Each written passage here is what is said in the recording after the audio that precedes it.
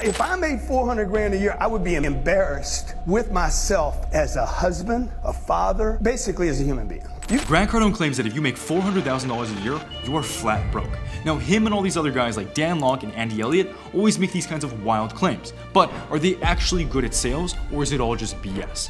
It's exactly what we're going to be finding out today, because I'm going to be live reviewing their personal sales calls. Now, if you don't know me, I'm Sean, and I've closed multiple seven figures for the clients I've worked with, and I genuinely just want to promote truth in this industry that's usually filled with lies. So let's just jump right in. Hey, let me tell you why I'm calling, all right? You got a second? Yep. I got two questions. You got a second? Yeah, go ahead. Okay, second question. Why didn't you buy our product? Why didn't you buy our product? That's a good question. It is. And as I told the gentleman I was talking to, I'm very much sold on the product. Right now, though, I'm in the middle of a restructuring in our business, so I kind of been waiting for the right time to implement such a product. Of course. And what would that right time, what would that look like to you? So far into this sales call, Grant Cardone seems very arrogant. And what you need to realize is the only reason the guy on the phone is willing to put up with this is because he respects Grant Cardone.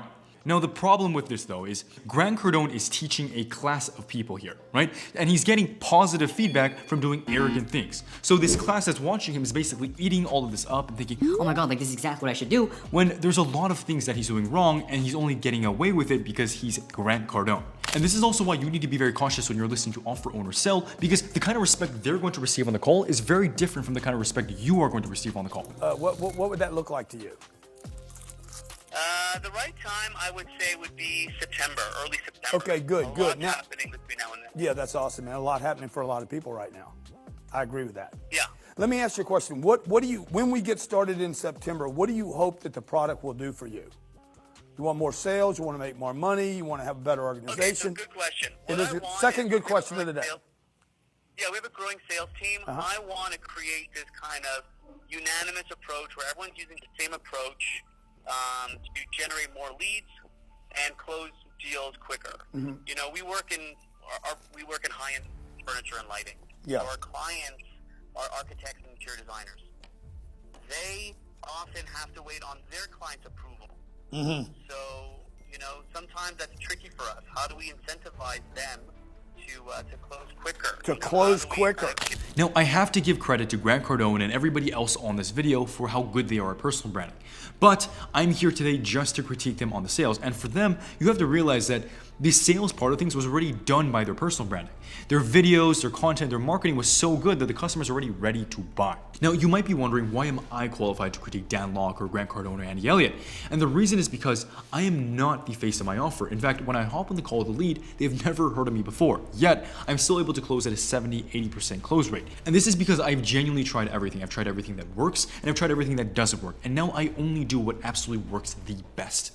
Is the number one Exactly. It's crazy. It's freaking like Freudian shit. So look now let's say I get you generate more leads, we create a great culture, and we close more sales. Financially, what would you hope for this to do for you? Like I said, financially, from what I was told, this will increase my sales by 20 or 30%, which is great. I'd love to. Yeah, and how much money would that quantify if I hit the top mark, 30%? That could be about 2 to 3 million. Okay, 2 to 3 million a month, or 2 to 3 million a year? A year.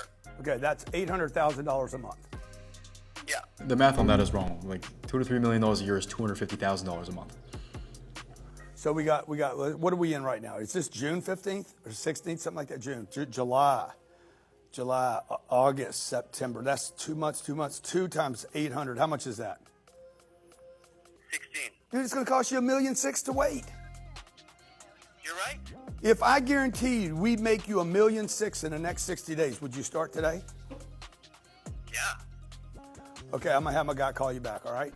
In what world is this actually replicable? In this entire room of these salespeople, how many of them can make a guarantee to the lead that they can make $1 million without scamming them?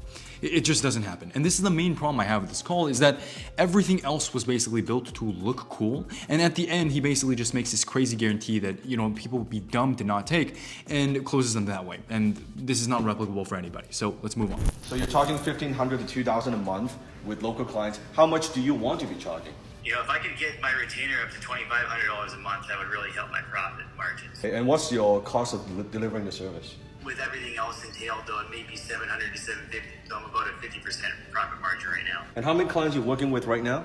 I've got about 13 clients. How many clients do you want to be working with? You know, I think the first milestone I need to get to is 50, but long term, I'd like 100 clients to be even better. And so what were you hoping to get them? The problem with this so far is that there's no depth to Dan Lok's questions.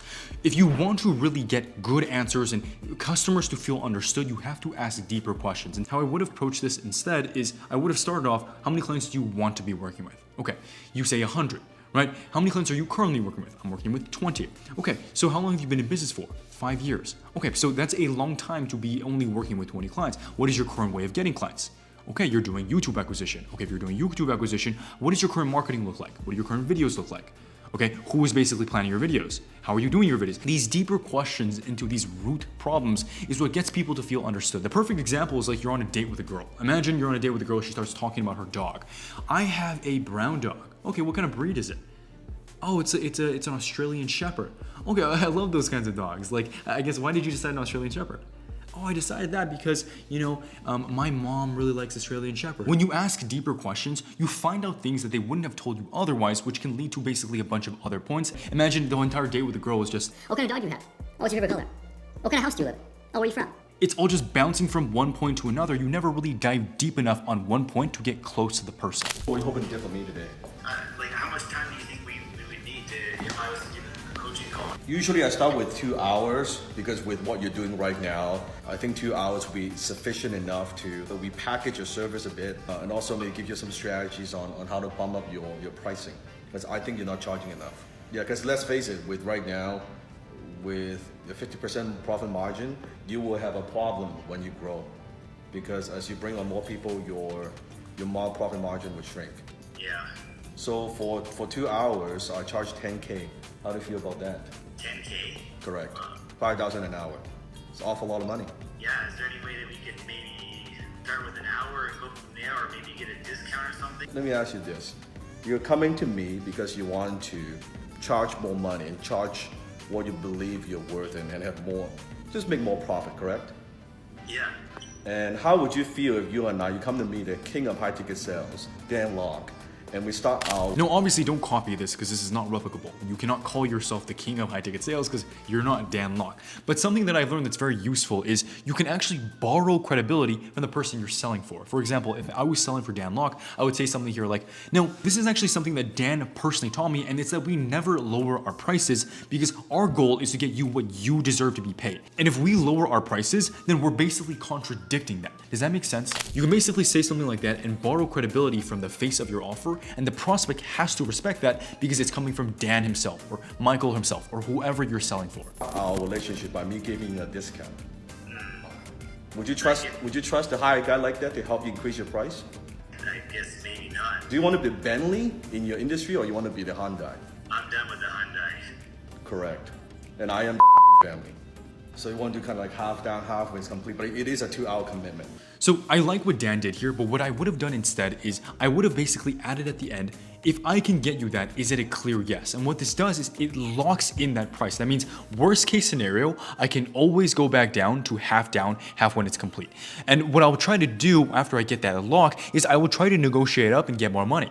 Best case scenario, I get more money and more money up front. Worst case scenario, I already had that locked in. The customer already agreed. It's a clear yes on that. So there's a very low chance they back out and say, you know what, let me think about it. I'm gonna get back to you. And this is basically exactly what happened to one of my clients, Chris, where he would always try to negotiate up and get a higher payment plan, but he didn't have anything to fall back on, and basically the prospect would change their mind. And he was actually a very special case because he was doing everything else right. He was doing discovery properly, his tonality, everything was perfect, but it was just this one little thing that made the difference between like a 30% closing rate and like a 60% closing. And in general, this is basically something that I'm really good at, where I can identify the exact problem that a salesperson has in their sales calls and everything. And usually most sales reps are like this, where they have 80% of things down, but there's maybe just 1 or 2 things that you're not doing that are the reason you are not succeeding in sales. Now, I want to make this extremely clear.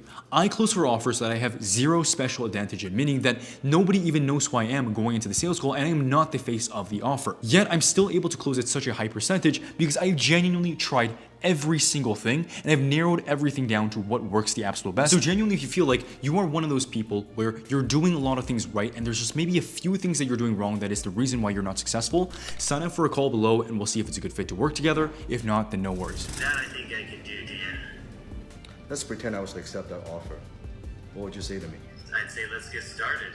Are you sure? You don't sound like very certain. Because I don't want you to do this if you're not sure. Because I'm gonna help you, but damn, you gotta do the work.